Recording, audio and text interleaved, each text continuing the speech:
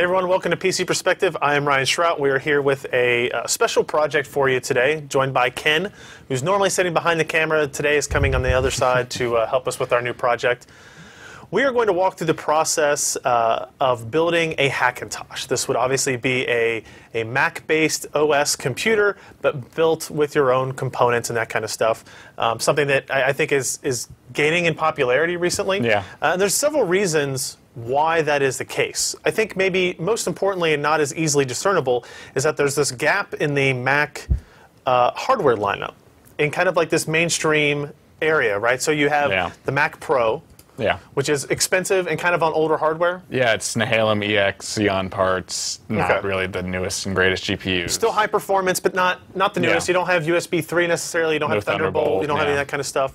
And then you step down to the iMacs, which are competent computers still, but all-in-one designs. You know, that they're using mostly mobile-based hardware. Yeah, low-voltage stuff. Low-voltage processors, MXM-based graphics cards, and that kind of thing. And there's no real in-between if you wanted to buy a desktop computer with the Mac OS. So I think that's one of the reasons, one of the major reasons why Hackintoshes are becoming very popular now. Also, of course, is the price. Talk about Apple tax all you want. We don't really have to get into it. But the truth of the matter is that it is more expensive to buy one directly from Apple. If we go ahead and take a look at the Apple Store here, what you'll see is this is the highest end 27-inch iMac. Yes. Right? So this is a Core i7 Ivy Bridge base part. Up to 3.9 gigahertz. You can see there 8 gigs of memory. It has a 1 terabyte Serial ATA hard drive. It has the NVIDIA GeForce GTX 680 MX, which is almost equivalent to the standard desktop 680, but it runs at lower clocks. Mouse, keyboard, all that kind of stuff. And obviously the 27-inch 2560 by 1440 built-in panel. Now the cost on this is $2349. What we are building is a totally different system, obviously using standard PC parts. And what you see here is our configuration linked through PC Part Picker. You'll see the link to this. You can see right here if you want to type it in right now, or it'll be linked in our full story. Yeah. And we have equivalent parts here. We have actually a Sandy Bridge-based part, but the same clock speeds, essentially. Ivy Bridge you could use as well, but because we're using discrete graphics, it doesn't really matter one way or the other. We have a Gigabyte motherboard, Z77 motherboard that has not one but 2 Thunderbolt ports on it. We have our Corsair Vengeance memory. We have an SSD that the other system, the iMac system, did not have. We have a desktop 680 card, case, power supply, and we have even added in a custom selection here for the $400 or so, probably a little bit less than that. Yeah, that's a little high. For one of those 27-inch 2560 by 1440 displays. Which use the same exact panel as the 27-inch iMacs. Right. Total on that is $1,760-something. So we're talking about a $600 to $700 savings. Plus $30 for Mountain Lion. Plus you have to add $30 in for the operating system there. But I mean, you can see, just looking at the hardware specs, you're going to save some money. It's not as easy, but you're definitely going to save some money. Like I said before, in terms of our hardware selection, really the main components that you want to focus on are the motherboard and the graphics card. Those are the things that you want to pick certain ones of so that you're not going to run any kind of compatibility or issues with installation and that kind of stuff. We are going with essentially a reference GeForce GTX 680. This one happens to be from Zotac, but it's running at all the reference speeds. And in particular, you don't have to go with the 680, you can go with the 670 or 660 Ti, right? It all has to do with compatibility with the drivers. Yeah. So Mac OS uses Mac computers, or for the majority of the time when they're using discrete graphics, they're using NVIDIA-based cards. Yeah, with the current generation, they've moved out to exclusively Kepler GPUs, mobile GPUs. So while you can use AMD Radeon graphics, it's not as easy. And you can use AMD CPU platforms as well. It's not as easy. Yeah, people have gotten both AMD CPU and GPU platforms to work. It just requires a little more effort, which isn't what we're really into. Right.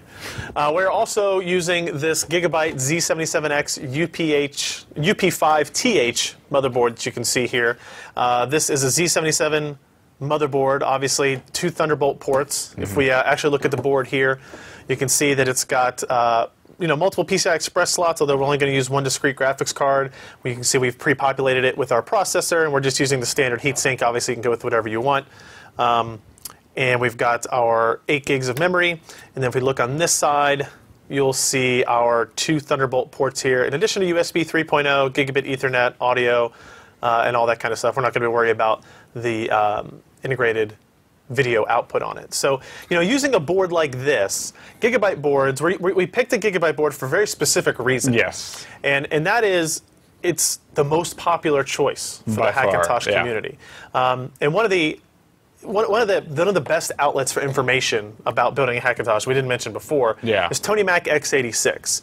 If we switch over to this page here, you'll see this is, if you're going to build a Hackintosh, this is a site you need to be familiar with. They have all kinds of information. This is where a lot of our tools and downloads that we have when we built this Hackintosh actually came from. And they have these buyer's guides. They put one out, I don't know, maybe once or twice a year or something like that. Yeah, usually with the new platform releases. They try to kind of see what they can do to match it.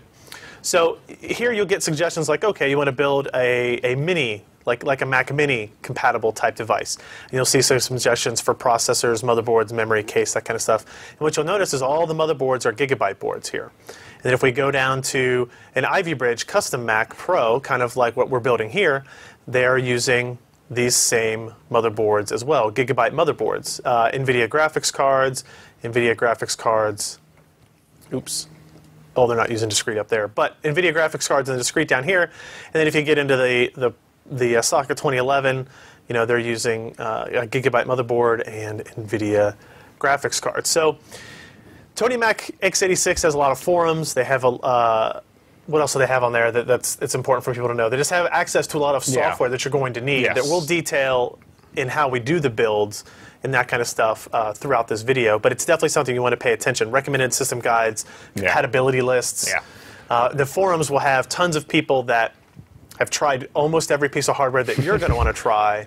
And they can give you kind of reports on how that worked out. Yeah, when new boards come out, people are immediately buying them and trying to see if they can make a Hackintosh out of them. It's just a huge community at this point. And so, like we said, you can use AMD graphics. It's a little bit harder. You can use an AMD CPU platform. It's a little bit harder. If you want to use a not-Gigabyte motherboard, you can.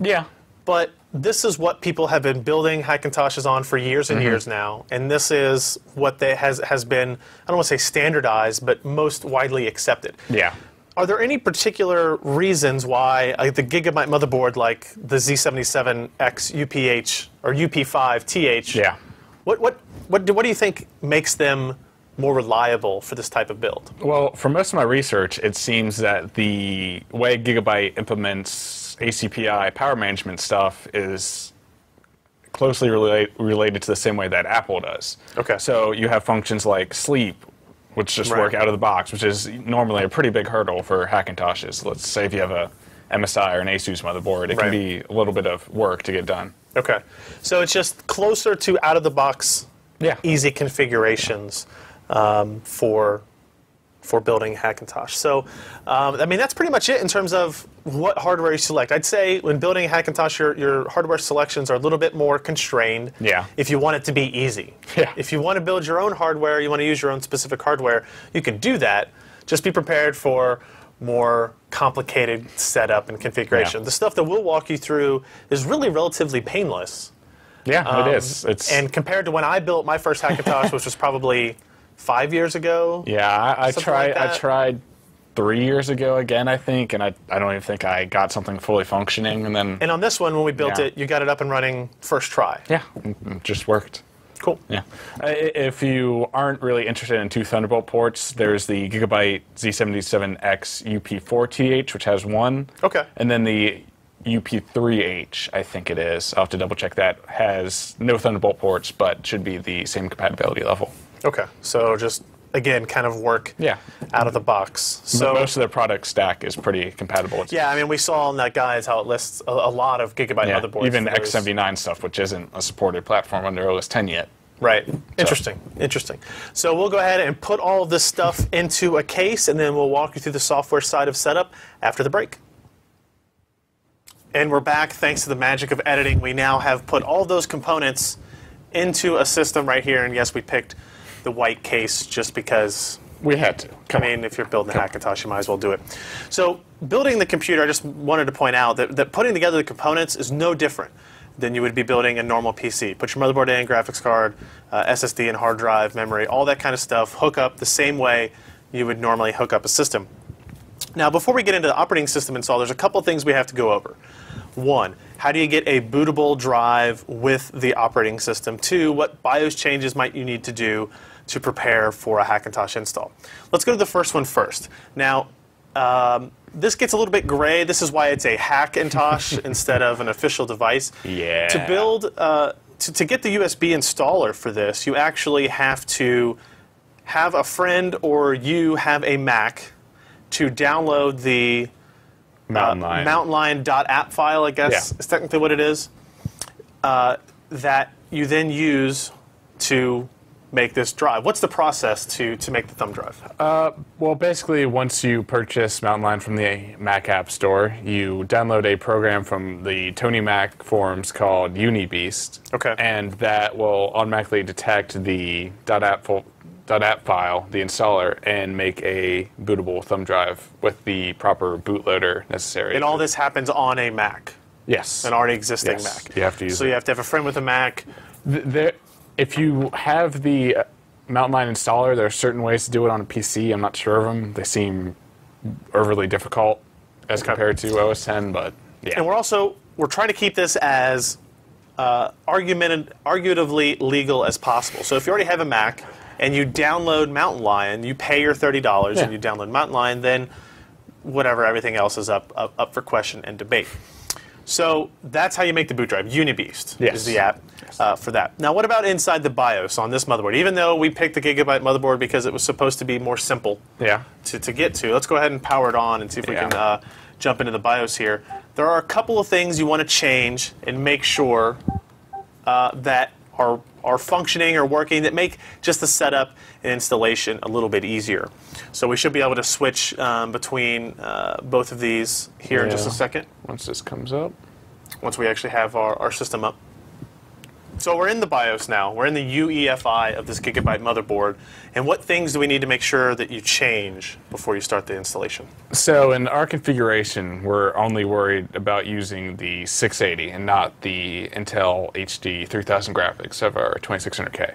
Okay. So what we do is we go to the peripherals menu in the BIOS, and we've already done this, but if you can see, the init display first is set to PCI Express graphics, and then we disabled the integrated graphics on the processor. Okay.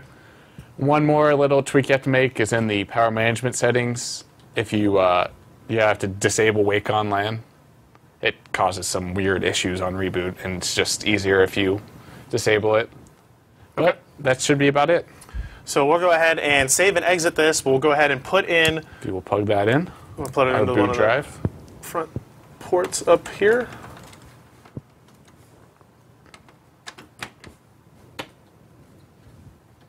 We will. I'm sure you go ahead and turn it off and turn it back on. Oh, there it goes. So now if we hit F12 on our Gigabyte board to bring up the boot menu. Go ahead and select the PNY USB drive that we have there. Yep. And that loads the bootloader that we created with the UniBeast application. Yes. So this is the Chameleon bootloader, and as you can see, we have the existing partition on this SSD, just a random Windows partition, and then we have the USB key in HFS Plus, which you can see the Mac logo there. Gotcha. And if we go ahead and boot to the USB device here, we should be in the OS X installer. There we go. Okay, so this is actually the installer that you would get on any Mac. Yeah, it's the same computer exact if you thing. were resetting and redoing all that kind of stuff. So we'll go ahead and let this load Spin up. around for a bit. Yeah, and the installation process is fairly simple. Yeah. You know, it's as easy as installing Windows, if not more so. Yeah. Just because they tend to give you fewer options to configure anyway. So. Wait for the. All right, so this is the beginning of the Mac OS 10 installer, right? This is what we normally go through. Let's go ahead and step through this process. It's really relatively simple. Okay, we'll go ahead and select our language here. English. Today. Good choice. I appreciate it. And then, so the first step before we actually install OS 10 is to format our SSD in a Mac-compatible format. Okay. So to do that, we'll go up to Utilities, go to Disk Utility, select our SSD in the right-hand side here, go to the Partition tab, and then select one partition, and we'll name this partition Mountain Lion. And then we will hit Apply.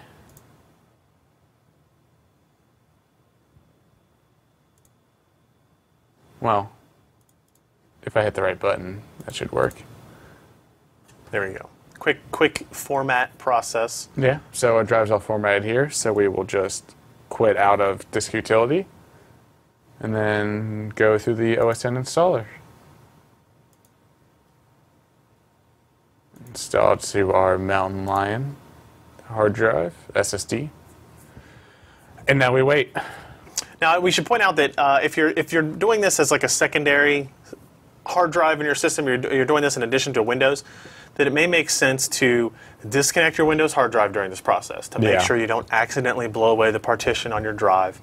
And that while you can install both operating systems on the same hard drive, we think it's safer and a better idea to install Windows on your drive, have that separate, and then build this system or in your system put in another hard drive or another SSD and install Mac OS 10 to that. Yeah. And then when we get to the bootloader configuration, it will actually detect the other hard drives and it'll let you select which hard drive you want and boot and set whichever one is default and that kind of stuff. So that way you have it separated. If the hard drive for the Mac dies, you still have your Windows PC or vice versa. Yeah. Go back to the installer here.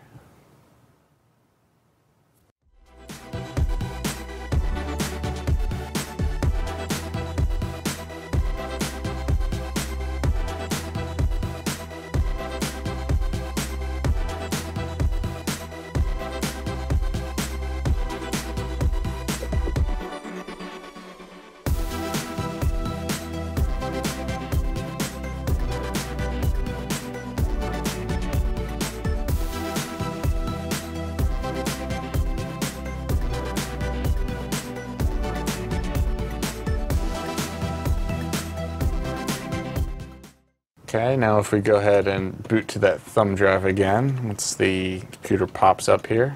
Right, and we should explain why we're doing that. Right, so we installed the operating system to the hard drive, but during that installation process, it actually doesn't install a bootloader. So we still have to use the bootloader from the USB thumb drive to boot to the SSD one more time, and then once we get in the operating system, we can do the bootloader that way, and we won't have to use the USB drive anymore. Yeah, we'll just go through our initial OS 10 configuration here and then install some of our hacked bootloaders and all that fun stuff.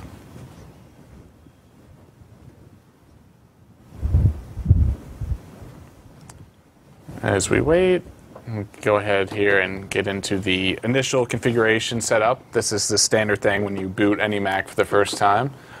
It's really not all that important. We'll go through here, select our keyboard. Our internet connection doesn't work yet because we do not have the drivers for this motherboard installed, but we'll let that time out eventually. Okay. We do not want to transfer any data to this Mac. Well, except the terms and conditions we're probably breaking. But, such is life. Create a user account.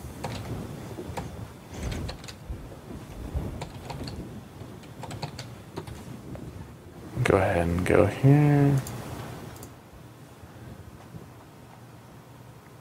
I want to select a time zone. And then we're in OS 10. Okay, so now that we're inside of OS 10, we need to install some additional software to help finalize our Hackintosh. So we'll go ahead and plug in a USB drive of software that we've downloaded earlier. Now this is software that we've downloaded from TonyMacX86.com, and where else? Some from Apple itself, some from the forums, and then we have one utility that Tony Mac distributes on their site themselves. Okay. So the first tool we need to run, we'll go ahead and copy all of this stuff to the desktop, just so we're not running it off the USB key. The first tool we're going to run is called MultiBeast. Okay. And it's a combination utility, as you might expect, that has a bunch of different drivers and configuration options for Hackintosh systems. So this is actually, what we'll go through here is telling it what hardware you have in the system, and it kind of installs the right drivers and packages and settings. Exactly. This will install the drivers, the bootloader, and some additional tweaks that we might want to do to the operating system. Okay. So we're going to go through this configuration. It's going to be there's a lot of stuff that needs to happen here, but we have a screenshot in our article with all of the configuration options if you want to catch it here. We will select the user DSDT or DSDT free install. And that's actually one of the benefits of using a platform like the Gigabyte motherboards that most of the hardware is already known. We didn't have to do any particular interesting settings in order to boot into the operating system. What we're doing now is installing things like USB 3.0 support, updated GPU support, the network controller, things you would have to do in Windows anyway. Yeah. So we'll go down here and drill down into drivers, audio. We have a Realtek chipset on this board, and it's the ALC 898. Okay. So now we have audio support checked. So we'll move on to disk. Now this board has a Marvell controller as well as the integrated Intel SATA controller. So we'll go ahead and install support for that just in case. And another interesting thing is that Apple OS X supports trim, however they block it, so only the Apple branded OEM SSDs will use trim. However, with the trim enabler patch, it'll work on any trim compatible SSD, which is nice. Sure. Then we'll go down here into miscellaneous and install the fake SMC plugins. And so this plugin actually allows software to communicate with the hardware so that you could do things like hardware monitoring, temperature monitoring, frequency monitoring, that kind of stuff. Exactly, yes. It's just an interface between the hardware monitors on the board and OS X. One of the tools we'll install later will take advantage of this. Yeah. So then we'll go ahead and install the Intel network driver. Easy enough. And then we will go down into customization and dig into the system definitions.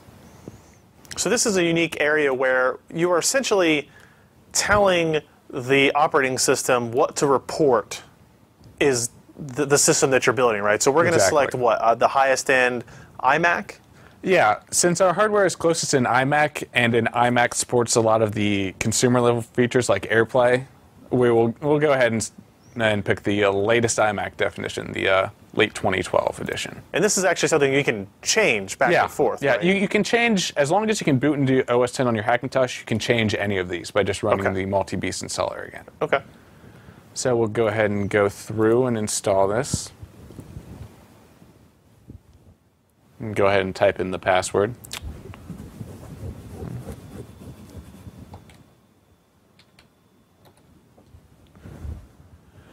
Wait for this installer to finish. It shouldn't take too long. Another thing about these OS X kind of community drivers is they're not very big, whereas we see hundreds of megs of driver packages on Windows. These are a little more reasonable. Yes, I did download a 280 meg network driver the other day. Exactly. So now that we have that installed, our machine, if we reboot it from the thumb drive, well, not from the thumb drive, it will function perfectly. Okay, so at this point you could reboot the system and use it, but there's a couple more tweaks we're going to do. Yeah, I'd like to do a couple more tweaks in the initial setup, just to make sure we have everything going smooth. Okay. So the next thing we're going to do is change one of the configuration files for the bootloader. We are providing a pre-existing file that you can just download and overwrite the the configuration The file. one that it builds. Yeah. So we'll go ahead and go into the folder where that is held. Go to Finder and go to Folder and type in /extra. Oh, if you type it correctly. There we go. And we will see the same org.chameleon.boot.plist file. We'll drag the one from our USB drive and overwrite that. So that's done. That's easy enough. The next step is getting OS X to a more recent patch level. While we already have OS 10.8.2, which is technically the newest release on this machine, we're going to go ahead and install the supplemental update from Apple just to make sure it's patched up all the way so we can make sure we don't have any little weird issues. And this file you can download directly from? Yes, directly from Apple's website. Okay. And go ahead and then type in our password here. And it will warn you about wanting to restart after this finishes. That's fine.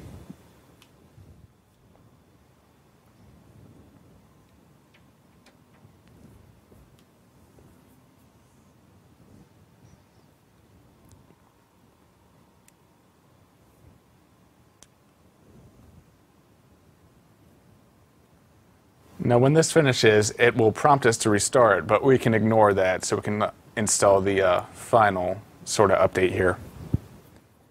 Yeah, there we go. The last thing we're going to install is actually, kind of strangely, the MacBook Air and MacBook Pro update version 2.0 from Apple. However, this is a patch version, so it'll run on other machines. So this is something we got from the Tony Mac x86 forums. And we'll also be hosting we'll this link file. in our article. Yeah. Okay. So the purpose of this update is to increase compatibility with the Kepler GPU that we have installed, the NVIDIA GTX 680, right, and also the Intel USB 3 chipset we'll be utilizing. Okay. So if we go through this installer, just like the others, it'll warn us again. It looks like it's also patched to not require a password, which seems kind of strange. But, yeah. You know.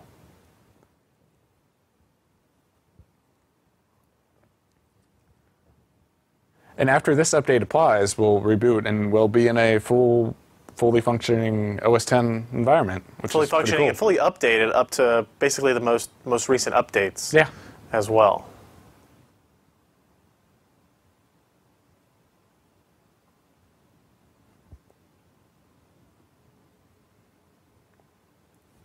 Okay, so now if we go ahead and restart the system, that'll yell at me for a second because they both wanted to restart, but if we restart, we don't have the USB drive, the install drive attached any longer. So we'll wait for the machine to reboot here. OS X's taking its good old time applying those updates. Just like Windows, they just don't give you the same screen. As the computer reboots here. We won't hit F12 to go into the boot menu this time. Just let it go. It will just boot directly to the bootloader and then directly into the operating system. So that bootloader screen, if you had other hard drives installed, would, if they had an operating system on like Windows, would then kind of give you the option to you could easily OS. select a Windows drive, another OS X drive even, maybe Okay. a Linux drive, whatever operating system you wanted really. Okay. It's a pretty fully functioned bootloader. All right. So there we go. We are inside a fully patched and ready to use Mac operating system. Are there any additional pieces of software or tweaks or tools that maybe people should look at installing right when they get to this point, though? Yeah, from first installing this Hackintosh, I noticed there are a couple of tweaks you might want to make. The first thing is that by default, the Apple drivers do not support CUDA for some strange reason. All right. However, NVIDIA makes it pretty easy, and they have CUDA drivers available for the Mac on their website, which seems like a strange thing, but useful. So we'll go ahead and download these. While that's waiting, we will download an app called CUDA Z, which will allow us to verify that installing it actually worked. Go here. Good old SourceForge. All right. Go to the downloads here. Well, it's downloading twice, but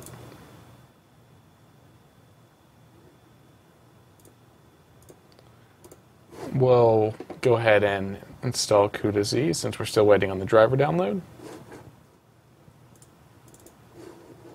Drag it, just drag it to the desktop. It should go in the applications folder, but you know. For brevity. Oh, this is a fun thing about OS X. You have to change the settings so you can install software from unidentified developers. So anytime you install software not from the App Store, the Mac App Store? No, you can install like Creative Suite, and there are a lot of identified developers, but obviously this isn't one. Okay. So we'll go ahead and go into security and privacy, click the lock here so we can authenticate, and then change allow applications downloaded from to anywhere, which of course we want to do. That's just crazy. Now if we launch CUDA Z, it will give us a warning saying CUDA not found. Okay. Kind of weird. But all right. We'll go ahead and install the NVIDIA driver now to fix that. Package file. As you can tell, all of the installers on OS X look pretty much the same.